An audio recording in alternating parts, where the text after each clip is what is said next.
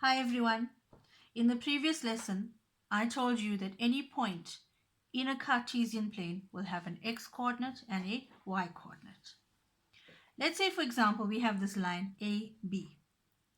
A will have an x-coordinate of 5 and a y-coordinate of 6. And B will have an x-coordinate of -3, a y-coordinate of -2. But let's say we want to work out the coordinates of the middle of this line, the midpoint. So the midpoint theorem tells us to calculate the midpoint, I'm going to say x1 plus x2 divided by 2 and y1 plus y2 divided by 2. As always, before we start, it's good to label.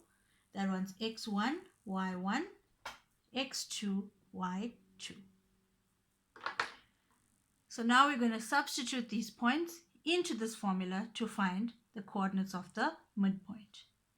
x1 is equal to 5 and x2 is equal to -3. So if I say plus -3, I'm going to get -3 divided by 2. y1 is equal to 6 plus -2. So if I say plus -2, I'm going to get -2 divided by 2. 5 minus 3 is 2 and 6 minus 2 is 4. So the coordinates of M will have an x-coordinate of 2 divided by 2 is 1 and 4 divided by 2 is 2. So here we have x 1 and y is 2. Easy. Let's do something a little bit harder. Let's say I have 2 points. Point A, which has an x-coordinate of 2, y-coordinate of 7. B, where we don't know what the x-coordinate is, we don't know what the y-coordinate is, but we do have the coordinates for the midpoint, which is 6 and 4. So let's label this before we begin. That's x1, y1, x2, and y2. I like to calculate the x-coordinate separately and the y-coordinate separately. I find that to be less confusing. So we know to find the midpoint x, I'll say x1 plus x2 divided by 2 will give me the midpoint x. So that's x1 is 2 plus x2 is x divided by 2 will give me this x value here, 6 over 1. Why did I write it as a fraction?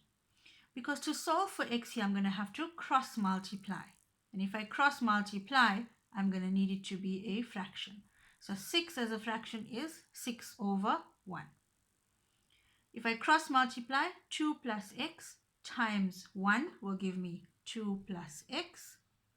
And 6 times 2 will give me 12.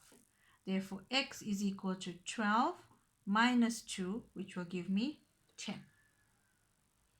I'm going to do the same thing for the y-coordinate. I'm going to say y1 plus y2 divided by 2 will give me the y-coordinate of the midpoint. So y1 is equal to 7 plus y divided by 2 will give me the y-coordinate, which is 4 over 1. Let's cross multiply here. That's 7 plus y times 1 will give me 7 plus y, and 4 times 2 will give me 8. So therefore y is equal to 8 minus 7, which will give me 1.